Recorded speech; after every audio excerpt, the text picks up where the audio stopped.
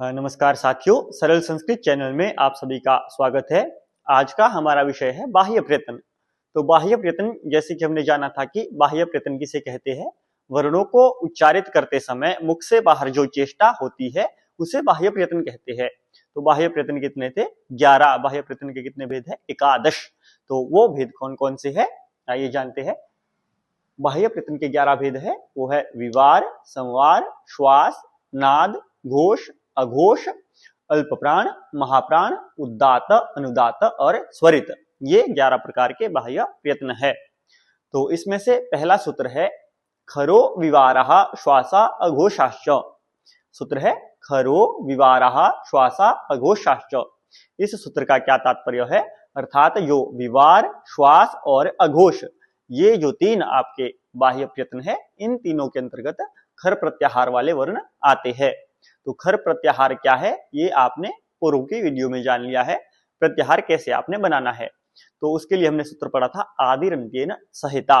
अर्थात अंतिम इत संज्ञक जो वर्ण है उससे पूर्व वाला वर्ण अपना तथा अपने से मध्यों के वर्णों का भी बोधक होता है। तो देख लीजिए, ख से आप शुरू करेंगे, ख, फ, छ, ठ, थ, च, ट, त और व का लोप, क, प, श, क, प, य का लोप हो जाएगा। ये आपने पता है किस प्रक्रिया से इसका, आपको पता है किस प्रक्रिया से इसका लोप होगा।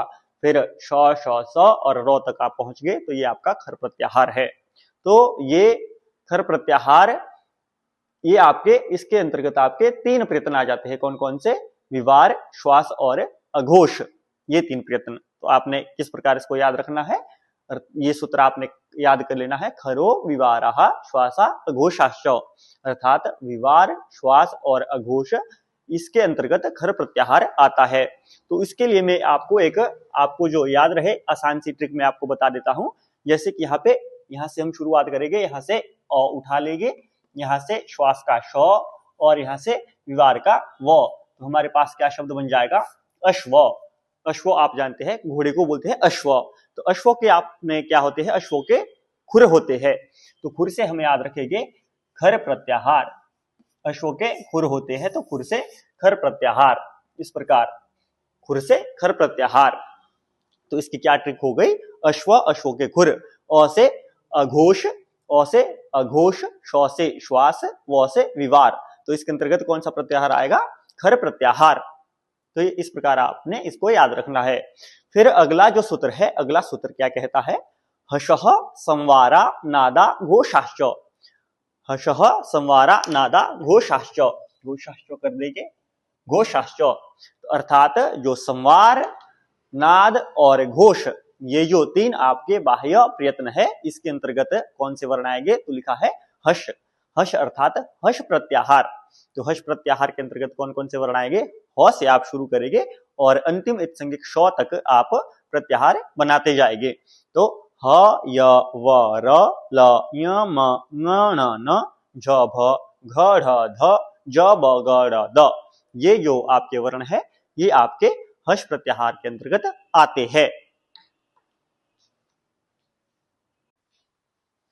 अभी तक हमने बाह्य प्रयत्नों के दो सूत्र पढ़े। पहला सूत्र था खरो विवारा श्वासा अघोषाश्च। अर्थात जो विवार, श्वास और अघोष है, इन तीन बाह्य प्रयत्नों के अंतर्गत खर प्रत्याहार को रखा गया है। और दूसरा सूत्र था हशः संवारा नादा घोषाश्च। अर्थात संवार, नाद और घोष, इनके अंतर्गत हश प्रत्याहार आता है। ये अभी तक हमने पढ़ लिया है। अब आगे का सूत्र देखिए। आगे का सूत्र है वर्गाणां प्रथम तृतीय पंचमा यणश्च अल्प प्राणाः। सूत्र है वर्गाणां प्रथम तृतीय पंचमा यणश्च अल्प प्राणाः। तो सूत्र क्या कहता है? वर्गाणां अर्थात जो हमारे वर्ग है, तो वर्ग कितने हैं? हमारे 5 वर्ग है। कौन कौन से वर्ग है? क वर्ग, च वर्ग, ट वर्ग, त वर्ग और प वर्ग।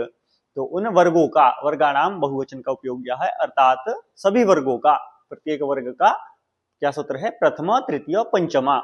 पहला, तृतीय अर्थात तीसरा, पंचमा अर्थात पंचमा, पंचम वर्ण, और साथ में ही यणश्च अर्थात यण प्रत्याहार अल्प प्राण कहलाता है। अर्थात अल्प प्राण जो बाह्य प्रयत्न का एक भेद है। तो अल्प प्राण वाले वर्ण कौन कौन से है? अल्प प्राण वर्ण कौन कौन से है? तो ये सूत्र क्या कहता है? प्रथमा तृतीय पंचमा, प्रत्येक वर्ग का पहला, तीसरा और पांचवा तथा यण प्रत्याहार अल्प प्राण कहलाते हैं। तो देख लीजिए आप, प्रत्येक वर्ग का पहला क, च, ट, त, प, प्रत्येक वर्ग का तीसरा ग, ज, ड, द, ब, प्रत्येक वर्ग का पांचवा ङ, य, ण, न और म, और यण प्रत्याहार य, व, र, ल, जिन्हें अंतस्थ भी कहते हैं, ये अल्प प्राण के अंतर्गत आते हैं। अब महाप्राण की बात की जाए तो महाप्राण के लिए क्या सूत्र है? वर्गाणाम द्वितीय चतुर्थौ शलश्च महाप्राणः।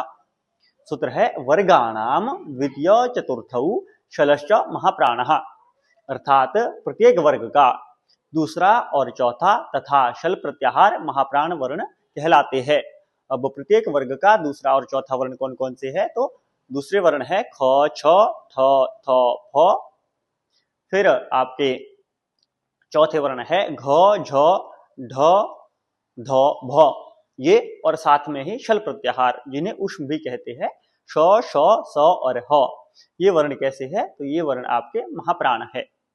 अब हमारे पास तीन बाह्य प्रयत्नों के भेद बच गए, वो है उदात, अनुदात और स्वरित। तो उदात और अनुदात और स्वरित ये स्वरों के ही भेद है। तो इसमें सभी स्वरों को रखा जाता है, स्वरों को अच प्रत्याहार के अंतर्गत रखा गया है। अच प्रत्याहार के अंतर्गत सभी स्वर समावेशित हो जाते हैं, तो हम स्वर भी बोल सकते हैं और अच भी बोल सकते हैं।